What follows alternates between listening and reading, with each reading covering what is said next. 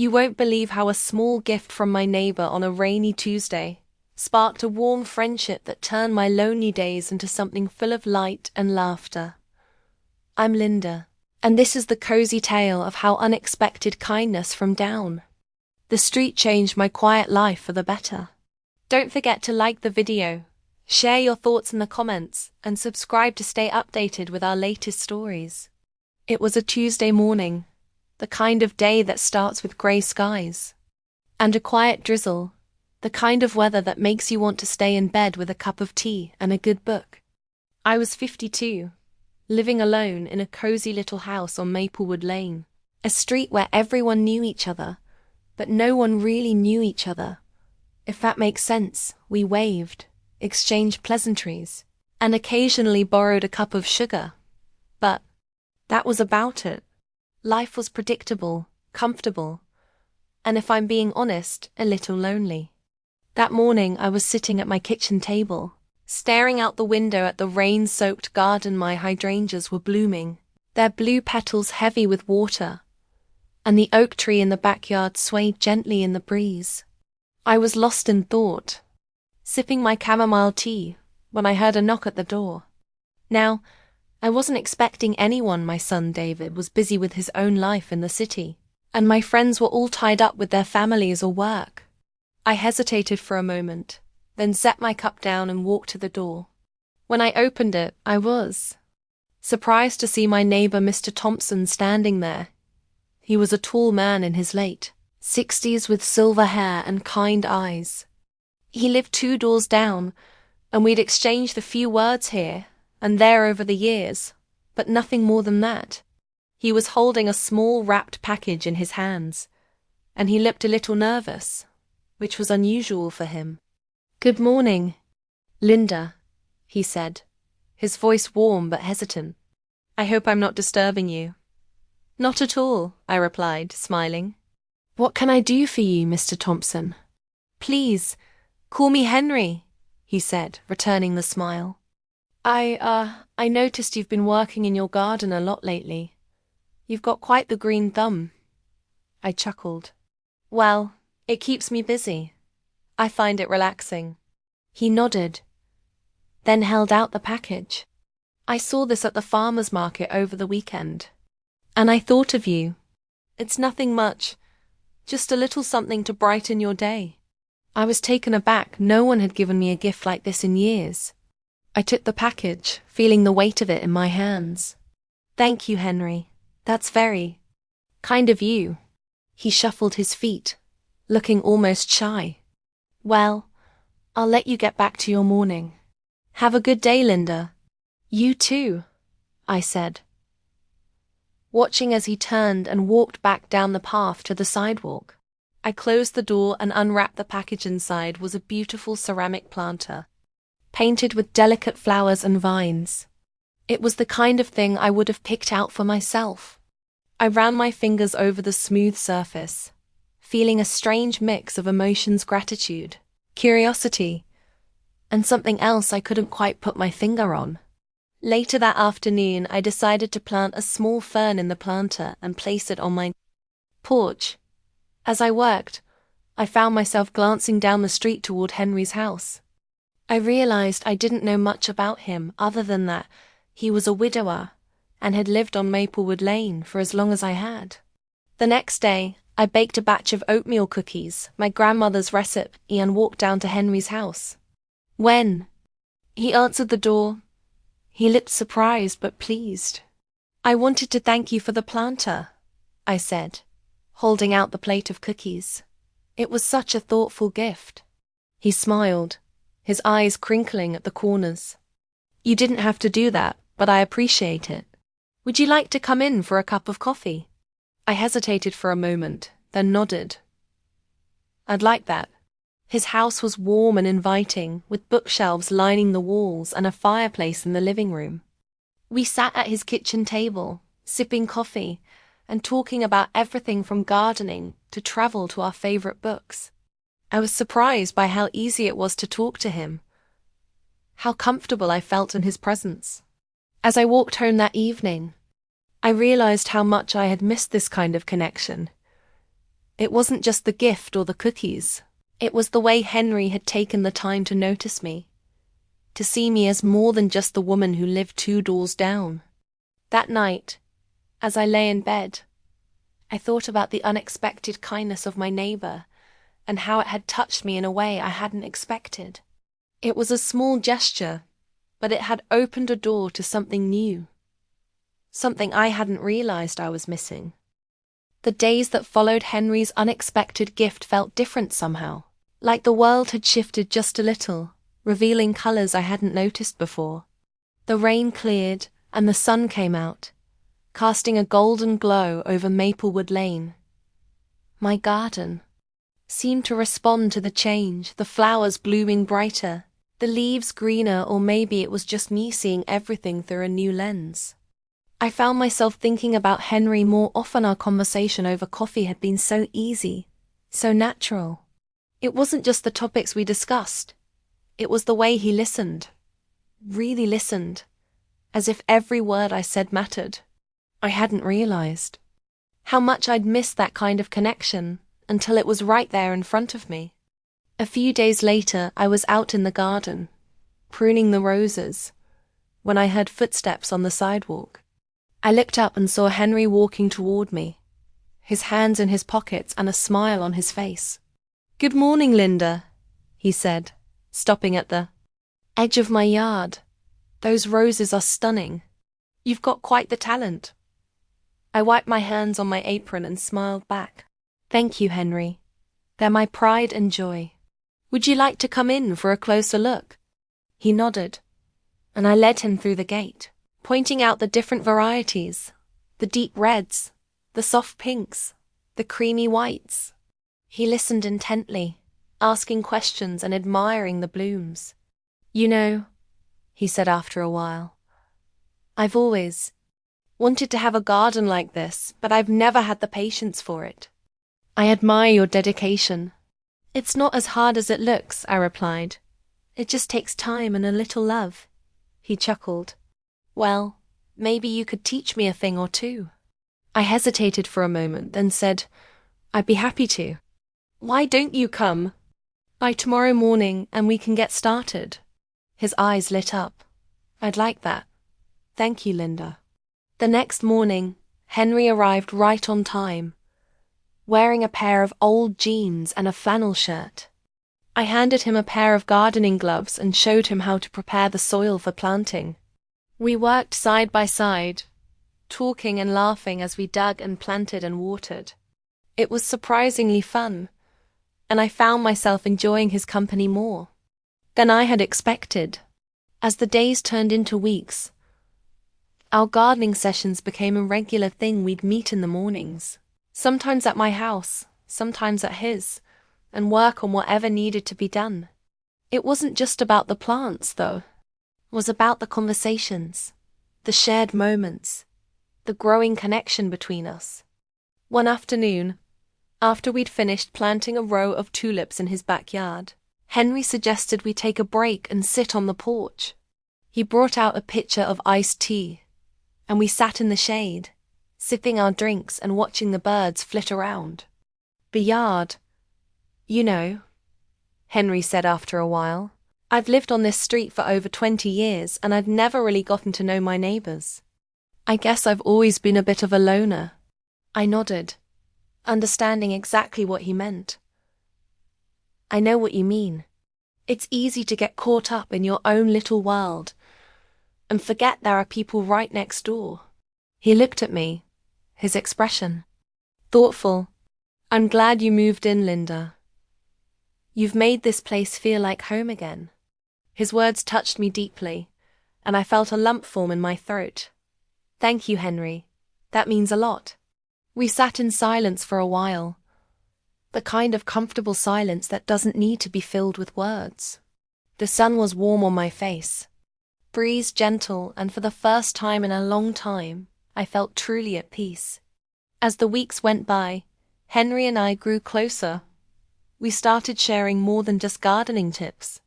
We shared stories about our lives, our families, our dreams. I learned that he had been a teacher before he retired, that he loved jazz music and had a soft spot for old movies.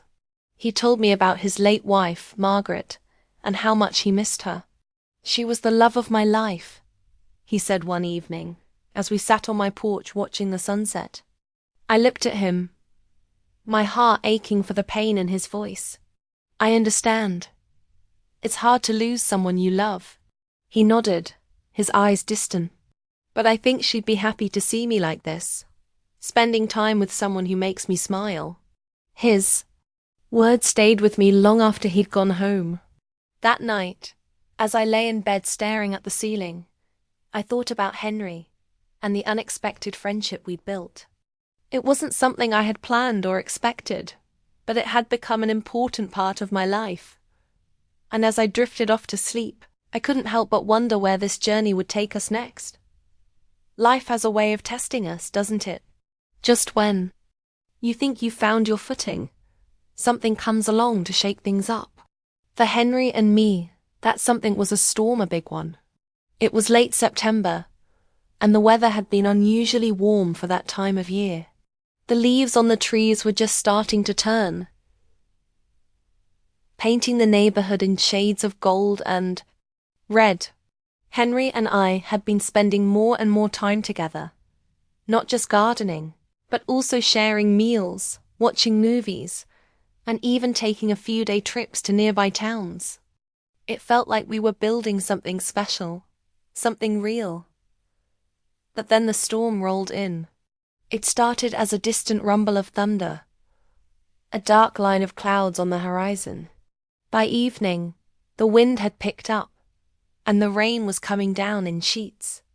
I stood at my living room window, watching the trees sway and the rain pound against the glass. The power flickered once, twice, then went out completely, plunging the house into darkness. I fumbled for a flashlight and lit a few candles, trying to make the best of it, but as the storm raged on, I couldn't shake the feeling of unease that settled in my chest. Then I heard a loud crash, followed by the sound of splintering wood. My heart leaped into my throat. I grabbed my raincoat and flashlight and ran outside, the wind whipping my hair and the rain soaking through my clothes in seconds. I followed the sound to Henry's house, where I saw the source of the noise. A massive oak tree in his backyard had been struck by lightning and had fallen, crashing through part of his roof. My stomach dropped. "Henry!" I shouted, rushing to his front door. I pounded on it, my heart racing. "Henry, are you okay?" The door opened, and there he was, looking shaken but unharmed. "Linda," he said, his voice tight with worry. "I'm fine, but the tree, it came through the roof." I stepped inside, shining my flashlight around. The damage was worse than I thought. The tree had smashed through the corner of the living room, sending debris everywhere. Rain was pouring in through the hole in the roof, soaking the carpet and furniture. "We need to get you out of here," I said, grabbing his arm. "It's not safe." He hesitated, looking around at the mess. "But my house... Your house can be fixed." I interrupted. "But you can't. Stay here tonight. Come on, you're coming to my place." He didn't argue. I helped him gather a few essentials, some clothes, his medications, a photo of Margaret, and we hurried back to my house through the driving rain. Once we were inside, I handed him a towel and a dry set of clothes. "Go get changed," I said. "I'll make some tea." By the time he came back downstairs, I had a pot of chamomile tea steeping on the stove and a fire crackling in the fireplace. He sat down on the couch, looking exhausted and overwhelmed. "Thank you, Linda," he said quietly. "I don't know what I would have done if you hadn't come." I handed him a mug of tea and sat down beside him. "You don't have to thank me. That's what friends are for." We sat in silence for a while, listening to the storm outside and the crackling of the fire. The power was still out, but the candles cast a warm, flickering light that made the room feel cozy despite the chaos outside. "You know," Henry said after a while, "this reminds me of a night I spent with Margaret during a hurricane. We were young, just married, and we didn't have much. But we had each other. And that was enough." I smiled, feeling a lump form in my throat. "She sounds like an amazing woman." "She was," he said, his voice soft. "And you remind me of her in so many ways." His words caught me off guard, and I felt my cheeks flush. "Henry, He reached over and took my hand, his grip warm and steady. "Linda, I know this might not be the right time, but I need to say it. These past few months with you have meant more to me than I can put into words. You've brought light back into my life, and I don't want to let that go." I looked into his eyes, seeing the sincerity and vulnerability there. My heart was pounding, but for the first time in a long time, it wasn't from fear or uncertainty, it was from hope. "Henry," I said softly, "you've brought light into my life too. I didn't realize how much I needed someone like you until you came along." He smiled, a slow, warm smile that made my heart swell. "Then maybe we can figure this out together." I nodded, feeling a sense of peace settle over me. Together. The storm raged on outside, but inside, it felt like the sun had come out. We sat there, holding hands and talking late into the night, until the rain finally stopped and the first light of dawn began to creep through the windows. The morning after the storm dawned clear and bright, the kind of day that makes you believe in fresh starts. The air smelled of damp earth and fallen leaves, and the sunlight streaming through my windows felt like a promise. Henry and I sat at the kitchen table, sipping coffee and eating toast with jam, the events of the previous night still fresh in our minds. "I should call the insurance company," Henry said, breaking the comfortable silence, "and maybe a contractor to take a look at the damage." I nodded, reaching across the table to squeeze his hand. "We'll figure it out, one step at a time." He smiled, his eyes warm with gratitude. "I don't know what I'd do without you, Linda." "You don't have to find out," I replied, smiling back. Over the next few days, we worked together to get Henry's house back in order. The insurance adjuster came and assessed the damage, and a contractor started repairs on the roof. It was a lot of work, but it felt good to be doing something tangible, something that brought us even closer together. One evening, after a long day of cleaning up debris and sorting through damaged belongings, Henry and I sat on my porch, watching the sunset over Maplewood Lane. The sky was a riot of colors: pinks, oranges, and purples blending together in a way that took my breath away. "You know what?" Henry said, breaking the silence. "I've been thinking a lot about what you said the other night about figuring this out together." I turned to look at him, my heart skipping a beat. "And?" He took a deep breath, his expression serious but hopeful. "I don't want to waste any more time, Linda. Life's too short, and I've already spent too much of it alone. I want to be with you, if you'll have me." Tears welled up in my eyes, and I blinked them away, not wanting to miss a single moment of this. "Henry, I feel the same way. I've been alone for so long, and I didn't realize how much I needed someone like you until you came into my life." He reached over and took my hand, his grip warm and steady. "Then let's do this, let's build a life together. Whatever that looks like." I nodded, feeling a sense of peace and happiness I hadn't felt in years. Together. The weeks that followed were a whirlwind of emotion and decisions. Henry's house was repaired, but he spent more and more time at mine, until it felt like we were already living together. We talked about the future, about merging our lives, about traveling, about growing. All together. It was exciting and terrifying and wonderful all at once. One crisp October morning, we decided to take a walk through the neighborhood, enjoying the fall colors and the cool, fresh air. As we strolled hand in hand, I felt a deep sense of contentment, like I had finally found my place in the world. You know, Henry said as we passed a particularly beautiful maple tree. Its leaves are fiery red. I think Margaret would have liked you. I looked at him, surprised. Really? He nodded, his eyes soft with memory. She always said I needed someone who could keep me on my toes. Someone with a kind heart and a strong spirit. That's you, Linda. Tears filled my eyes again, but this time I didn't try to blink them away. Thank you, Henry. That means more to me than you know. He stopped walking and turned to face me, taking both of my hands in his. Linda, I know we're not young anymore, but I think we've got a lot of good years ahead of us. And I want to spend every one of them with you. I smiled through my tears, feeling a joy so profound it almost hurt. I want that too, Henry, more than anything. He leaned in and kissed me then, a gentle, tender kiss that felt like a promise. And in that moment, surrounded by the beauty of the season and the warmth of his love,